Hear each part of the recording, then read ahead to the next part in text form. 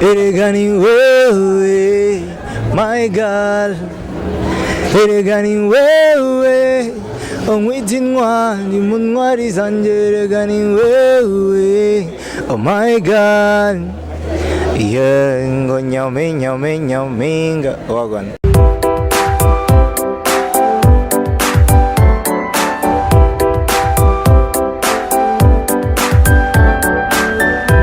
Hello bakunzi ba Ecobass TV, twasuye kwa mutugira kandi nko muvyumva ntimubibona muranyumva gusa no munsi ni Keri Keke ntiyuba kuri micro. Uyu munsi rero umunsi w'Imana nko mubizi ni dimanche ku bantu batazi Kirundi, aho Wiz Design dukoranya muri conférence de presse. Ahantu Wiz Design bamuzi ku mateka menshi, ni camamare munsi, ni umuntu yakunzwe cyane, yarahitinze gose, azi ku ndirimbo za Nyampinga, za Good Morning, za Valentine. Abantu benshi ndazi ko mumuzi kandi mumukunda, afise n'ijwi rihabura cyane murabizi ya. Rero no munsi yadukoranije atubwira ko afise conférence de presse. Hari abantu benshi cyane batandukanye muri entertainment, hari abajournaliste benshi, abakameramani n'abantu benshi cyane. Byari ibintu biteguwe neza gose.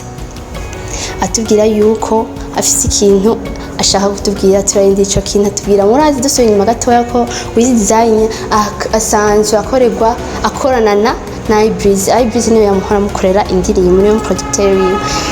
Rero murazi ko DJ Fanny ari wa amusponsoriza, ari wa musupportinze kugeraho, kuva mu bwana kugeraho ageze kuri runo rugezo mu buzimu arugezeko. Nawe murabizi ko asigaye hitinze gose Wiz, atuka murabizi.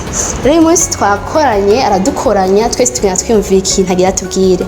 Turarindira aratubwira ko ashaka guhindura management. Ubu yinjiye muri Kazoza Media Services. Rero ntituzi impamvu yinjiye, tuzi ko bagiye kuvana na iBreeze na DJ Fanny bahebanye, sinzi. Ivyo rero nivyo twagerageje kwegera ngo tumenye n'impamvu avuye. Tuzi ko ari question y'umushahara, tuzi ko muri bagikorana naye ba DJ Fanny ba iBreeze ko bitari meze neza, tuzi yuko rero ari question y'umushahara yatumye ava hariya. Twagerageje Wiz kumwegera ngo tumubaze amakuru afise, niwe abizi kuko impamvu yavuye niwe yarabizi. Turagerageza kumwegera ngo atubwire wapi. Turamubaza ko umushahara waba wiyongereye muri Kazoza n'ivyo ari byo turabura. Turamubaza ko bavaye na iBreeze. Ikintu atubwiye ko iBreeze ari umuntu we cyane wo kuva kera, babandanije ubucuti ari bwa bundi bagumye bari kumwe, kandi na DJ Fanny ngo n'amahoro menshi.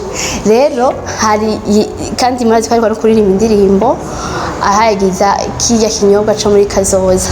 Ntituzi rero ko ariyo mpamvu yaba yahinduye management, ntituzi rero impamvu yoba ngira ahubwo bamugomwe kubera iyo ndirimbo yaririmbye, akaririmba ikinyobwa cyawo cyo kukigirira publicité. Vyari bihari, bari babituzaniye, ni ikinyobwa kiryoshe cyane, namwe muzocumvirize. Ivyo binyobwa bari babituzaniye vyabo ku bubiri, hari kimeze nka tangawizi n'indi imeze nka jus, genre ibintu nk'ibi, namwe muzozi guteka mu mve ndazi bizobaryohera. Okay, ariko rero entrettemps twara DJ Fanny turamubura, turaba iBreeze turahebura. Eske ubwo bucuti muvuga gute ko bukihari batigeze baza kumushikira muri no conférence de presse, nuko hari vyamamare vyinshi bikaze cyane, ariko ntibashobore kumuba hafi ngo baze kumushigikira nabo baronka ijambo. Bandanye mukora subscribe, kore like, share na comment, tubona turondera amakuru. Nyampinga Wiz. Yeah. Meze neza? I'm good bro. Nyampinga ndayikunda cyane, ashobora kugira ko katubwira. Erega ni wewe my girl, erega ni wewe onkwita intwari mu ntwari zanjye, erega ni wewe oh my girl, yeah ngo nyame nyaminga wagwana. Yeah, merci. Bakunze Ecobass TV turabaramukije bigira kandi ko mubibona turi na Wiz, ndibaza mucamo mwumva yamaze kubarimbira, mwamaze kumwumva. Wiz meze neza? Meze fresh ndashima. Uraberewe? Merci beaucoup. Yeah. Mbeko watamuzi Wiz Design ninde? Wiz Design am artist. Hari umuntu atazi kuri Wiz Design ninde, ndi artist. Atamuzi neza, ashobora kwidondola. Wiz ryavuye he? Amazina yawe kuri naya? nitwa Christian Uwimana ama Wiz Design izina ushaka kuvuga ati industry ya man muziki yeah.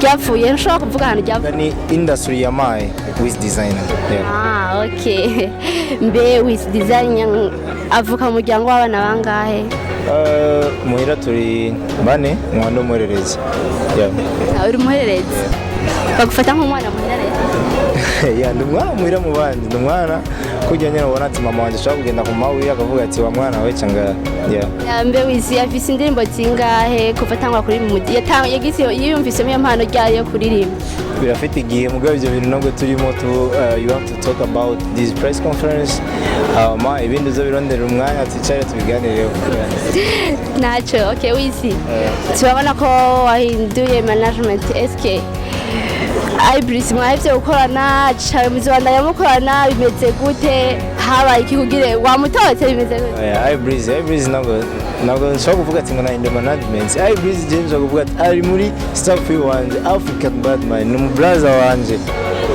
ni mu grand frère wanje wumva toshobora gute cyane nova muri management gute ni ibintu bitabaho so Ibris turacyakorana iyi ni management nshobora kuvuga ko ari management ariko ni company twagiranye amasezerano Genzo brandinga izina ryabo Kazoza Films n'abakama video n'igihembo ku mwaka ushaka kuvuga ati tuzobivuga neza umunsi wo kugira lancement officiel y'inzu ya maison yabo shasha zoguma na Ibris ariko ubucuti ni bwawe ntacari Ibris turacari kumwe yeah uwo wahindure bivaye n'agashahara niba atari banga habazoguha agashahara karenza ko aho wahora he nahora wikorana Ibris byari bimeze gute Ibris turakorana na staff ariyo staff na management staff n'abantu ushaka kuvuga twikorera ibyacu turafise ukuntu twirongera ibyacu dusangira hamwe yeah tona ni Kazoza mwagize publicité niki baguhaye kugira ushobora kubakorera iyi publicité iki hari n'indimo waririmbye yeah tubwire ni iki kintu cyakwesipiye kuja ngaha muri